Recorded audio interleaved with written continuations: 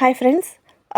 இன்றைக்கி நம்ம சேனலில் என்ன டீட்டெயில் பார்க்க போகிறோன்னா, மைவி3 ஆட்ஸ் ரிலேட்டடாக நிறைய நெகட்டிவ் கமெண்ட்ஸ், கொஞ்சம் பாசிட்டிவ் கமெண்ட்ஸ் ஒரு ஒரு மாதமாகவே சோஷியல் மீடியா, நியூஸ் சேனல் எல்லாத்துலேயுமே பப்ளிஷ் ஆகிட்டுருக்கு.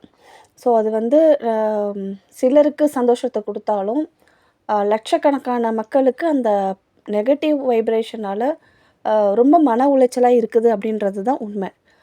இந்த இடத்துல நான் ஒன்று பதிவு பண்ணிக்க விரும்புகிறேன்.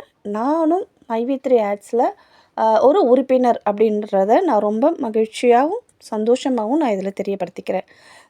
இதுவரைக்கும் நடந்த ஒரு சில விளைவுகள், ஒரு சில விஷயங்களை வச்சு என்னென்ன கமெண்ட்ஸ் போயிட்டுருக்கு அப்படின்றத பற்றி மைவி3 பற்றின ஒரு தெளிவான விளக்கத்தை என்னால் முடிஞ்ச அளவுக்கு சொல்லணும் அப்படின்ற ஒரு மோட்டிவேஷனில் ஜஸ்ட் ஒரு 8 விஷயத்தை மட்டும் நான் வந்து ஜனங்களுக்கு சொல்லணும்னு விரும்புகிறேன். இந்த வீடியோ முழுக்க முழுக்க மைவி3 ரிலேட்டடாக வர ஒரு பாசிட்டிவ் வைப்ரேஷன் தான். சரிங்களா?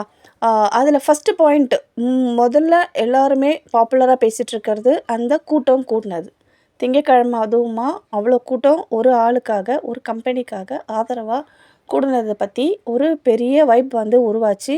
ப்ரெஸ்ஸில் ரொம்ப பெரிய பெரிய வல்லுநர்கள்லாம் கேள்வி கேட்டாங்க. அந்த கூட்டம்லாம் நான் சேர்த்தது கிடையாது அப்படின்னு சொல்லி நம்ம சத்யானந்த சார், மைவி3 எம்டி எவ்வளோ சொன்னாலும் அதுக்கு அகெயின்ஸ்டாக நிறைய கொஸ்டின்ஸ் தான் ரைஸ் ஆகிட்டுருக்கே தவிர கம்பெனி ரிலேட்டடாக எம்டி சொல்கிற விஷயத்த யாருமே காது கொடுத்து கேட்க விரும்பலை.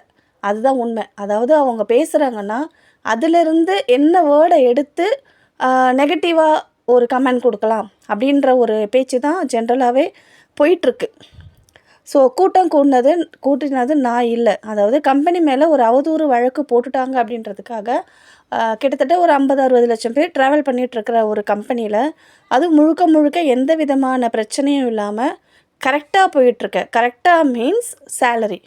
நம்ம எல்லாருமே வேலை செய்கிறது சம்பளத்துக்காக மட்டும்தான். சேலரி விஷயத்தில் ஒரு பர்சன்டேஜ் கூட யாருக்குமே எந்த விதமான ஒரு நெகட்டிவ் தாட்டுமே வராத அளவுக்கு, அது 50 ரூபாவாக இருந்தாலும் சரி, 50,000 இருந்தாலும் சரி, மாதம் பே அவுட்டை கரெக்டாக ஜென்யூனாக கொடுத்துட்ருக்குற கம்பெனி நம்மளுடைய மைவி3 ஆட்ஸ். ப்ரெஸ் ரிப்போர்ட்லேயும் இருக்கட்டும், இல்லை நியூஸ் சேனல்ஸு ப்ளஸ் வெளியில் இருக்கிற யூடியூபர்ஸாக இருக்கட்டும், கம்பெனியோட பேரை கூட சரியாக உச்சரிக்க தெரியாதவங்கெல்லாம் வீடியோ ஷூட் பண்ணி யூடியூப்பில் போட்டுட்ருக்காங்க. மைவி3ன்றதை MYV3ன்றாங்க, MY ஆட்ஸு அப்படின்றாங்க. கம்பெனியோட கான்செப்டே என்னன்னு தெரியாது. சும்மா வாய்க்கு வந்ததை அடித்து விடுறாங்க, MLM. பட் அவங்க கேட்ட எல்லா கொஸ்டின்ஸுக்கும் தனித்தனி வீடியோவாக ஷூட் பண்ணி எம்டி சார் நியூஸ் சேனலில் அப்லோட் பண்ணிட்டாங்க. சரிங்களா? கூட்டம் கூடினது வந்து சார் கிடையாது, எம்டி சார் கிடையாது. கூட்டத்தை வந்து கட்டுப்படுத்தினது அது வந்து வேறு விதமாக போயிடக்கூடாது, நம்ம மக்கள் வந்து பாதிக்கப்படக்கூடாது, நம்ம மக்களால் மற்றவங்க பாதிக்கப்படக்கூடாதுன்றதை நெறிமுறைப்படுத்தினது தான் எம்டி சார். அதை தெளிவாக சொல்லிட்டாரு. அதை புரிஞ்சுக்கிறவங்க புரிஞ்சுக்கட்டும், புரியாதவங்க என்னென்ன கமெண்ட்ஸ் போடணுமோ போடட்டும். ஏன்னா எம்டி சார் சொன்னது என்னன்னாக்கா, மைவி3 ரிலேட்டடாக பாசிட்டிவை விட நெகட்டிவ் போட்டால் வியூஸ் அதிகமாக வரும். ஸோ அந்த வியூஸ்க்காகவும் அது மூலமாக வர பணத்துக்காகவும் ஆசைப்பட்டு பொருளாதார ரீதியாக எதை போட்டால் நம்ம சம்பாதிக்கலாம் அப்படின்ற ஒரே மோட்டிவேஷனில் வந்து வீடியோ ஷூட் பண்ணுறவங்க தான் கிட்டத்தட்ட 99% இருக்காங்க. ஸோ அப்படிப்பட்டவங்க சந்தோஷப்பட்டுட்டு போட்டோம். ரெண்டாவதாக நான் சொல்ல போகிறது வந்து பேச்சில் வந்து கொஞ்சம் நாகரிகம் இருக்கணும். இப்போது கம்ப்ளைண்ட் கொடுத்தவங்களா இருக்கட்டும், இல்லை மைவி3 பற்றி அகெயின்ஸ்டாக வீடியோ ஷூட் பண்ணுறவங்களாம் இருக்கட்டும், வாய்க்கு வந்த வேர்ட்ஸ் போடக்கூடாது. ஒருமையில் வந்து நம்ம வந்து ஒரு பொசிஷனில் இருக்கவங்கள பேசக்கூடாது. நான் ஒரு மெம்பராக சொல்லலை, ஜென்ரலான ஒரு ஹியூமன் பீயிங்காக சொல்கிறேன். இப்போ சாரே ஒரு ப்ரெஸ் மீட்டில் சொல்கிறாங்க, ப்ளஸ் வீடியோ போடுறாங்க, எம்டி மைவி3யோட வீடியோவில் போடுறாங்க, ப்ளஸ் எங்களுக்கு மைவி3யோட ஆப்பில் பேசுகிறாங்க. யாரையுமே ஒருமையில் பேசலை. ஈவன் அவங்களுக்கு கெட்டது நினச்சி அந்த கம்ப்ளைண்ட் கொடுத்த பர்சனை கூட திருவாளர் அப்படின்னு சொல்லி தான் பேரை சொல்லி பேசுகிறாங்க. யாரையுமே ஒருமையில் பேசலை. அதுதான் ஒரு மனுஷனுக்கு உண்டான மனித நேயம், மனித பண்பு. அவரோட கண்டென்ட்டில் அவர் யூனிக்காக இருக்கார். இன்றைக்கி ஒரு பேச்சு, நாளைக்கு ஒரு பேச்சு, ப்ரெஸ் மீட்டில் ஒரு பேச்சு, உறுப்பினருங்க கிட்ட ஒரு பேச்சு, வீடியோவில் ஒரு பேச்சு, அந்த மாதிரி கிடையாது. எப்போ யார் என்ன கேட்டாலும் அவரோட பதில் வந்து அந்த கேள்விக்குண்டான பதில் சேமாக தான் இருக்கும். அதுதான் ஒரு நல்ல மனித நேயம், மனித பண்பு. ஒரு பதட்டப்படுறது வந்து ஒரு துளி கூட கிடையாது.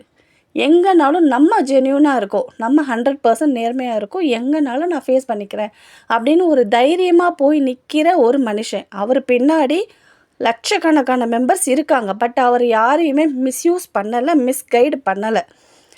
3வது பிஸ்னஸ் பிளான்.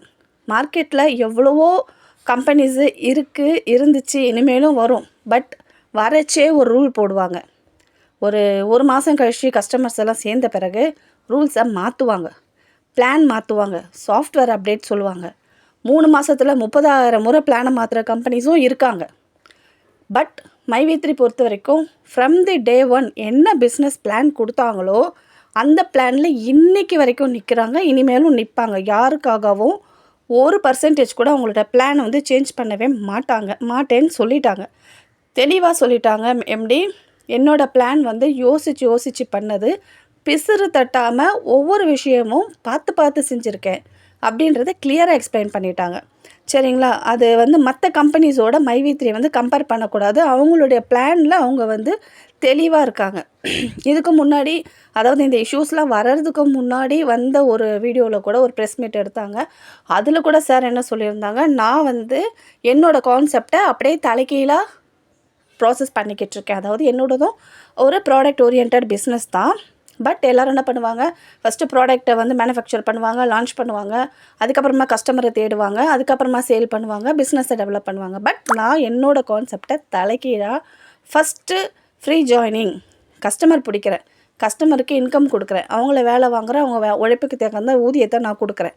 கஸ்டமர்ஸை சேர்ந்ததுக்கப்புறமா நான் என்னோடய ப்ராடக்ட்டை லான்ச் பண்ணுவேன், என்னோடய கஸ்டமர் மூலமாகவே விளம்பரப்படுத்துவேன்.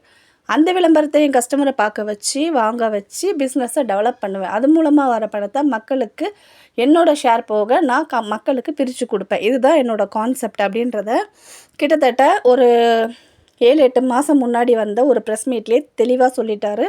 அதை தான் இன்றைக்கி வரைக்கும் இம்ப்ளிமெண்ட் பண்ணிக்கிட்டு இருக்காங்க. கஸ்டமர் இப்போ இவ்வளோ மெம்பர்ஸ் எப்படி சேர்ந்தாங்க அப்படின்றது தான் எல்லாருக்குமே ஒரு பெரிய கொஸ்டின் மார்க்காக இருக்குது. அந்த மெம்பர்ஸை சேர்கிறதுக்காக கிட்டத்தட்ட 30 மாதம் அவங்க வந்து பேமெண்ட் கரெக்டாக கொடுத்துருக்காங்க. நம்ம வந்து ஒரு பிஸ்னஸில் இன்வெஸ்ட் பண்ணால் தான் அதில் இன்கம் எடுக்க முடியும். இன்வெஸ்ட் பண்ணிட்டாங்க, இது இன்கம் எடுக்க வேண்டிய சிச்சுவேஷன்.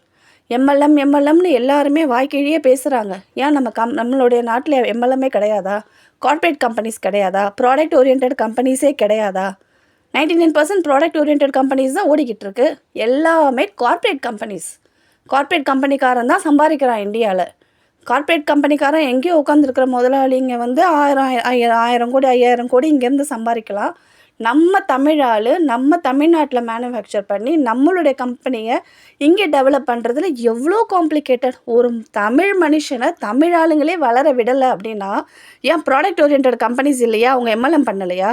நீ உனக்கு கீழே இத்தனை பேரை அவங்களே பொருள் வாங்க வை, இவ்வளோ பாயிண்ட் கொடுக்குறேன், அந்த பாயிண்ட்டை வச்சு உனக்கு இவ்வளோ சம்பளம் கொடுக்குறேன். உலகமே அப்படி தானே ரன் ஆகிட்டுருக்கு.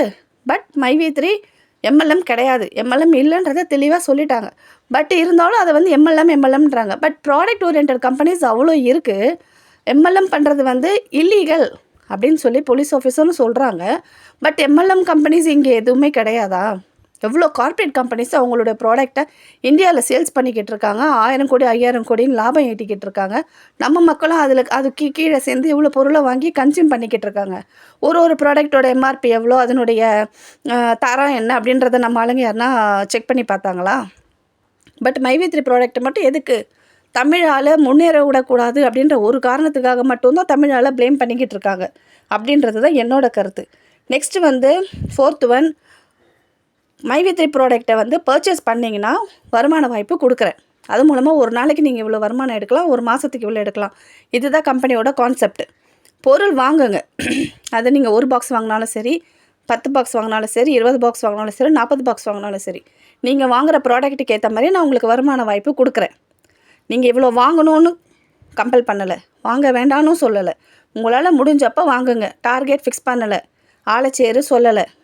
ஒரே ஆள் மட்டுமே ஒரே ஒரு பாக்ஸ் மட்டுமே 360 ரூபா கொடுத்து பர்ச்சேஸ் பண்ணால் கூட ஒரே ஆள் வாழ்நாள் முழுசுக்கும் வருமானம் எடுக்கலாம். 30 நாளுக்கு ஒருக்கா வித்ட்ரா போட்டு பேங்க் அக்கௌண்ட்டில் கிரெடிட் வாங்கிக்கலாம். அது அவரவருடைய விருப்பம். இதில் வந்து எம்எல்எம் எங்கேருந்து வந்துச்சுன்னே எனக்கு தெரியல.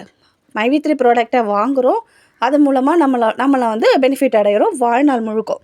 நெக்ஸ்ட்டு ஜிஎஸ்டி சர்டிஃபிகேட்டு இருக்கான்னு எல்லா ப்ரெஸ்லையும் கேட்குறாங்க. ஜிஎஸ்டி சர்டிஃபிகேட் இல்லாமல் ஒரு கம்பெனியால் 2.5 வருஷம் ரன் பண்ண முடியுமா? இப்போ இருக்கான்னு செக் பண்ணுறவங்க அப்போ 2.5 வருஷம் முன்னாடி வந்து எந்த கவர்மெண்ட்டும் செக் பண்ணலையா இந்த கம்பெனியில் ஜிஎஸ்டி சர்டிஃபிகேட் இருக்கான்னுட்டு? அதர் ஸ்டேட்லேருந்து ப்ராடக்ட் வந்து இம்போர்ட் பண்ணுறாங்க.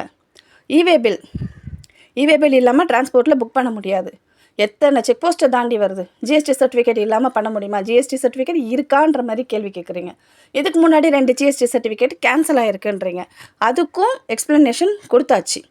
ஏன் கேன்சல் பண்ணாங்கன்னாக்கா, இந்த நேமில் இருந்தாக்கா இந்த பிஸ்னஸ் பண்ணக்கூடாது, மீடியா அப்படின்னு இருக்கக்கூடாது, உங்களுடைய கம்பெனி நேம் டிவி அப்படின்னு இருக்கக்கூடாது, கம்பெனி நேமில் மார்க்கெட்டிங் அப்படின்னு இருக்கக்கூடாது. அப்படி இருந்தால் ப்ராடக்ட் ஓரியன்ட் பிஸ்னஸ் பண்ண முடியாது. ஸோ கம்பெனி சேஞ்ச் பண்ணலை, கம்பெனி நேமை சேஞ்ச் பண்ணாங்க. ஃபைனலாக வந்த நேம் தான் myv3 ads. கம்பெனி நேம் தான் சேஞ்ச் பண்ணாங்க. அதுக்கேற்ற மாதிரி அதுக்குண்டான ஜிஎஸ்டி சர்டிஃபிகேட்டை கேன்சல் பண்ணிவிட்டு myv3 adsன்ற பேரில் ஃப்ரெஷ் ஜிஎஸ்டி சர்டிஃபிகேட் எடுத்திருக்காங்க. இதுக்கும் ஆல்ரெடி எக்ஸ்ப்ளனேஷன் சார் கொடுத்துட்டாங்க. நெக்ஸ்ட்டு 9 ஹப்பில் ஹப் பாயிண்ட்டு நிறைய ஓப்பன் பண்ணியிருக்காங்க. அவங்களுடைய ப்ராடக்டை இப்போ தான் கொஞ்சம் கொஞ்சமாக டிஸ்ட்ரிபியூட் பண்ண ஆரம்பிச்சிருக்காங்க. மக்கள் கன்சியூம் பண்ணி பாசிட்டிவ் ரிவ்யூஸ் கொடுத்துட்ருக்காங்க. இப்போதைக்கு கோயம்புத்தூரில் மட்டும்தான் ஹப் இருந்துச்சு. பட்டு தேவைகள் அதிகமாக இருக்குது. நானும் போய் பார்த்தேன். ஷாப்பில் வந்து பொருள் இல்லை, பொருள் ஆர்டர்ஸ் நிறையா இருக்குது, பட் கம்பெனியால் சப்ளை பண்ண முடியல. அதுக்கு காரணம் அந்தந்த பாயிண்டில் ஹப் இல்லை, டிரான்ஸ்போர்ட் ஃபெசிலிட்டிஸ் இல்லை. மெயினாக கொரியரில் போடுறதுனால ப்ராடக்ட் வந்து டிஃபெக்ட் ஆகுது, டேமேஜ் ஆகுதுன்றதுக்காக ஆல்டர்னேட்டிவ் சொல்யூஷன் myv3யோட ஓன் டிரான்ஸ்போர்ட்லேயே டெலிவரி பண்ணிடலாம். ஓன் டிரான்ஸ்போர்ட்டும் வேணும், சேம் டைம் மெயின் டிஸ்ட்ரிக்டில் நம்மளுக்கு ஹப் பாயிண்ட் வேணும் அப்படின்றதுக்காக இன்றைக்கி தேதி 9th February 2024 வெள்ளிக்கிழமை, இன்றைக்கி அமாவாசை அன்றைக்கி 9 ஹப் எக்ஸ்ட்ரா ஓப்பன் பண்ணுறாங்க. 9 ஹப்பு ப்ளஸ் டிரான்ஸ்போர்ட் வந்து 10 டிரான்ஸ்போர்ட் ஓப்பன் பண்ணுறாங்க. அது மூலமாக இன்னையிலேருந்து எல்லா ஷாப்புக்குமே தேவைக்கு அதிகமான பொருளே டெலிவரி ஆகும். மக்களுக்கு தேவையான பொருட்களை myv3 ஸ்டோர்லேயே நியர்பை ஸ்டோரில் போய் பர்ச்சேஸ் பண்ணிக்கலாம். myv3 பொறுத்த வரைக்கும் ப்ராடக்ட் ஓரியன்ட் பிஸ்னஸ்ன்றது ஸ்டார்டிங்லேருந்து எல்லாருக்குமே தெரியும். எம்டி வந்து ஸ்பீச்சில் சொன்னது என்ன சொன்னாங்க, என்னோடய மைண்டில் இருக்கிற பிளான் படி 30% தான் அச்சீவ் பண்ணியிருக்கேன், இன்னும் 70% பிளான் இருக்குது. 30%க்கே அவங்களால 60 லட்சம் மெம்பரை சேர்த்து இவ்வளோ வருமானம் கொடுத்து அவங்களால பிஸ்னஸ் பண்ண முடியுதுன்னா, மிச்சம் இருக்கிற அந்த 70% பிஸ்னஸ் பிளானையும் அவங்க இம்ப்ளிமெண்ட் பண்ணாங்க அப்படின்னா myv3 ads எந்த லெவலில் இருக்கும் அதை வந்து கொஞ்சமாவது திங்க் பண்ணி பார்க்கணும். அதை பார்த்து பயந்த சில கம்பெனிஸ் போட்டிருக்க அவதூறு வழக்கு தான் இது. இதையும் கம்பெனி ஃபேஸ் பண்ணி மேலே வரும். ஏன்னா பாப்புலர் ஆகணும்னா நம்ம வர ஸ்ட்ரகிள்ஸ் எல்லாம் ஃபேஸ் பண்ணி தான் ஆகணும். நெக்ஸ்ட் வந்து கம்பெனி வந்து ஏமாற்றிட்டு ஓடிடுவாங்க, பாமர மக்களை நம்பியே டார்கெட் பண்ணுறாங்க. பாமர மக்கள் இங்கே யாருமே கிடையாது. myv3 adsல ஒர்க் பண்ணணுன்னா மெயினாக ஆண்ட்ராய்ட் ஃபோன் ஆப்ரேட் பண்ண தெரியணும். நெக்ஸ்ட்டு கேப்சா போட தெரியணும். கேப்சா நம்பர்ஸு லெட்டர்ஸு மிக்ஸ்அப்பாக இருக்கும். 9 செகண்ட்ஸ்லேருந்து 13 செகண்ட்ஸுக்குள்ளே அந்த கேப்சாவை ஃபாஸ்ட்டாகவும் டைப் பண்ணணும், சேம் டைம் கரெக்டாகவும் டைப் பண்ணணும். அப்போ தான் இன்கம் எடுக்க முடியும். எந்த ஒரு பாமரனாலையும் இதை செய்ய முடியாது. ஓரளவுக்கு அடிப்படை நாலேஜ் இருக்கிறவங்க மட்டும்தான் இந்த ஒர்க்கை பண்ண முடியும். ஸோ ஏமாற்றிட்டு ஓடிடுவாங்க அப்படின்றவங்க வந்து 700 இடத்துல ஆஃபீஸ் போட்டிருக்க மாட்டாங்க, எல்லா டிஸ்ட்ரிக்ட்லேயுமே ஸ்டோர்ஸ் ஓப்பன் பண்ண மாட்டாங்க, 10 ஹப் வைக்க மாட்டாங்க, இவ்வளோ டிரான்ஸ்போர்ட் லான்ச் பண்ண மாட்டாங்க, 60 லட்சம் கஸ்டமரை பிடிக்கணும், ஃபஸ்ட்டு கஸ்டமரை மட்டும் பிடிக்கணும் அப்படின்னு சொல்லி டார்கெட் வைக்க மாட்டாங்க, 87 ப்ராடக்ட்ஸை லான்ச் பண்ணியிருக்க மாட்டாங்க. சாரோட மோட்டிவ் மோர் தென் 100 ப்ராடக்ட்ஸ் லான்ச் பண்ணணும் அப்படின்றது. இப்போதைக்கு 87 ப்ராடக்ட் மேனுஃபேக்சர் பண்ணியிருக்காங்க. ஒவ்வொரு டிஸ்ட்ரிக்ட் வைஸும் பேங்க் அக்கௌண்ட் ஓப்பன் பண்ணி எந்த ஒரு ப்ராப்ளமும் இல்லாமல் கரெக்டாக ஜென்யூனாக பேமெண்ட் போகணும் அப்படின்றதுக்காக எல்லா டிஸ்ட்ரிக்ட் வைஸும் பேங்க் அக்கௌண்ட் ஓப்பன் பண்ணி ப்ராப்பர் டாக்குமெண்ட்ஸ் ரெடி பண்ண மாட்டாங்க. எல்லா டிஸ்ட்ரிக்ட்டை விட ஸ்டேட் வைஸ் போயிட்டு நம்ம ஆஃபீஸ் ஓப்பன் பண்ணியிருக்க மாட்டோம். எல்லா ஸ்டேட்டில் இருக்கிற கஸ்டமர்ஸும் நம்மளுக்கு வேணும்னு நினைக்க மாட்டோம். ஏன்னா இது எல்லாத்தையுமே ஓடி போகணுன்னு நினைக்கிறவங்க ஒரே ராத்திரி டக்குன்னு க்ளோஸ் பண்ணிவிட்டு ஓட முடியாது. ஓடணும்னு நினைக்கிறவங்க ஒரு 10 ரூமை பிடிச்சி இதுதான் myv3 ஆஃபீஸ் அப்படின்னு கணக்கு காமிச்சிட்டு பணத்தெல்லாம் வாங்கி பேங்க் அக்கௌண்ட்டில் போட்டு ஒரு 10 மாதம் 11 மாதம் பேமெண்ட்டை கொடுத்துட்டு 12ஆவது மாதம் ஓடி போவாங்க. ஓடி போகணுன்னு நினைக்கிறவங்க 10 ரூமில் தான் இருப்பாங்க. இந்த மாதிரி வைடு ரேஞ்சாக யாருமே பிஸ்னஸ் பண்ணணும் அப்படின்ற தாட்டில் வர மாட்டாங்க. ஸோ ஒழுங்காக பிஸ்னஸ் பண்ணணும் அப்படின்னு நம்பி வந்த தமிழ்நாட்டு மக்களே வாழ விடலை அப்படின்னா வேறு யார் வாழ விடுவாங்க? கார்ப்பரேட் கம்பெனிஸில் கொடுக்குற மரியாதையும் அவங்க கொடுக்குற ப்ராடக்ட்டையும் வாங்கி கன்சியூம் பண்ணுற மக்களெல்லாம் சும்மா விடுறீங்க. கார்ப்பரேட் முதலாளிங்க சம்பாரிச்சுட்டு போகலாம். பட் நம்ம தமிழ் ஆள் சம்பாதிக்கக்கூடாது, நம்ம தமிழ் மக்கள் சம்பாதிக்கக்கூடாதுன்னு நினச்சா வேறு எந்த ஸ்டேட்டில் போய் முறையிடுறதுனே தெரியலை. இதுக்கு பின்னாடி என்ன யார் இருக்காங்க பக்கபலமா அப்படின்றதும் தெரியலை. நீங்கள் கேட்ட எல்லா கொஸ்டின்ஸ்க்கும் எம்டி சார் கொடுத்த ஸ்பீச்சை பேஸ் பண்ணி தான் இந்த வீடியோ நான் ஷூட் பண்ணியிருக்கேன். ஸோ அந்த ஸ்பீச் மொத்தத்தையும் கேட்காதவங்க அட்லீஸ்ட் இந்த ஒரு வீடியோ கேட்டிங்கன்னா வச்சும் உங்களுக்கு இருக்கிற எல்லா டவுட்டுமே கிளாரிஃபை ஆகும். இன்னொன்று, எந்த கம்பெனிஸ் ஓப்பன் பண்ணாலுமே யூடியூப் சேனல் ஓப்பன் பண்ணுறாங்க, எம்டி பேசுகிறாங்க, பட் யாருமே கமெண்ட்ஸ் ஆன் பண்ணி பேச மாட்டாங்க. பட் நம்ம MyV3 எம்டி மட்டும்தான் எந்த வீடியோ போட்டாலும் கமெண்ட்ஸ் ஆன் பண்ணி விடுவாங்க. பிகாஸ் எல்லா தரப்பு மக்களும் அவங்களுடைய ஒப்பீனியனை பதிவு பண்ணணும். கருத்து சுதந்திரம் எல்லாருக்கும் இருக்குது அப்படின்னு நினைக்கிறவர் நம்மளுடைய MyV3 எம்டி. ஸோ மதிங்க, மனுஷங்களை ஃபஸ்ட்டு மதிங்க, ஒருமையில் பேசாதீங்க, எல்லாருக்கும் மரியாதை கொடுக்கணும், தனிப்பட்ட மனுஷனை தாக்கி பேசக்கூடாது அப்படின்ற ஒரு மனிதநேய பண்பு இருக்கிறவங்க நம்ம எம்டி. ஸோ மறுபடியும் தாக்கி பேசி கம்பெனியை இழிவுபடுத்தணும், நம்ம யூடியூப் சேனல் ப்ரொமோட் ஆகணும், வியூஸ் வரணும், இன்கம் வரணும் அப்படின்ற ஒரே மோட்டிவேஷனுக்காக செயல்படுற எல்லாருக்கும் பதிவு பண்ண வீடியோ தான் இது. இதை பாருங்கள். இதை பார்த்தும் உங்களுக்கு புரியலை, என்னோடய வீடியோவையும் நீங்கள் நெகட்டிவாக சொல்லுவீங்க அப்படின்னாலும் நீங்கள் தாராளமாக கமெண்ட்ஸில் சொல்லுங்கள். நன்றி, வணக்கம்.